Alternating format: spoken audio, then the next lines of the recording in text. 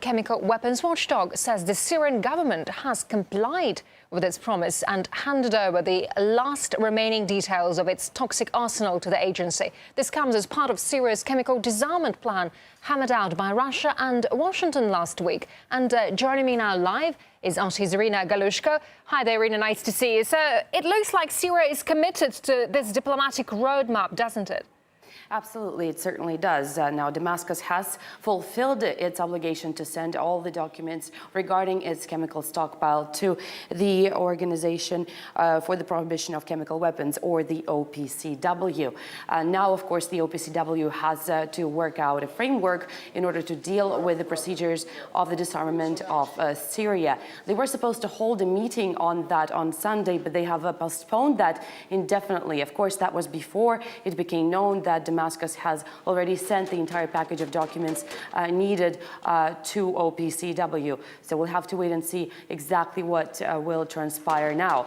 But the United Nations is slated to hold a discussion in New York in the coming week in order to legitimize the deal hammered out between Moscow and Washington about a week ago in Geneva. According to that deal, Damascus has until middle of 2014 in order to complete its disarmament program. Now, there is, of course, some difficulties involved therewith, and that is the fact that the chemical stockpiles, the Syrian chemical stockpiles, are actually distributed between various points in the country, and not all of those parts are controlled entirely by the official Damascus. And of course, there's also some disagreements when it comes to the wording of the potential UN resolution, whereas London, Washington, and Paris want to see the threat of military intervention be included in the provisions of the potential UN resolution. Moscow says such a provision would be counterproductive.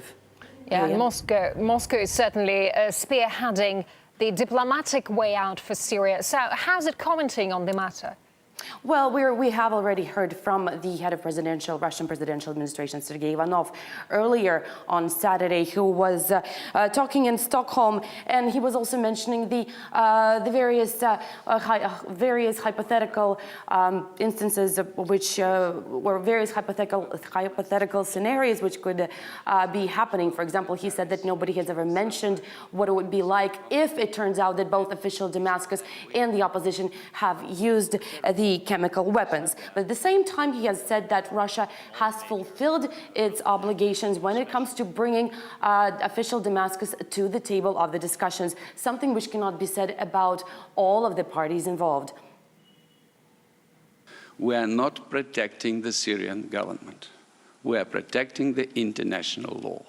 And if in future, for example, I'm talking now theoretically and hypothetically, but if we'll become sure, Russia will become sure that Assad, for example, is cheating, we might change our position.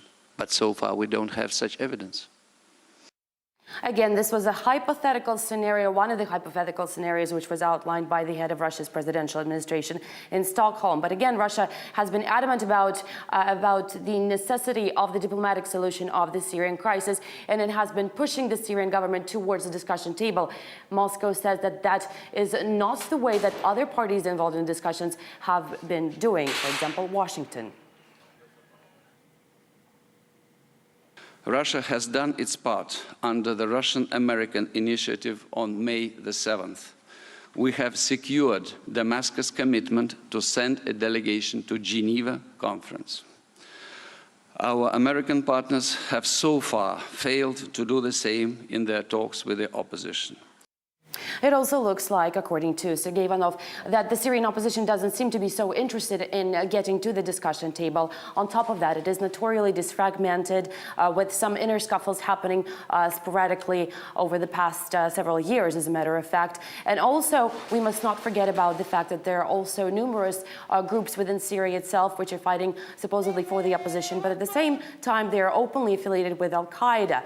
And of course, should a military involvement be, in fact, put in place by states such as the United States or France or the United Kingdom, of course, that would mean a complete and total mayhem in Syria, something which we have already seen happening in countries such as Libya. All right. RT's Irina Galushko live from central Moscow. Irina, thank you very much indeed. We appreciate it.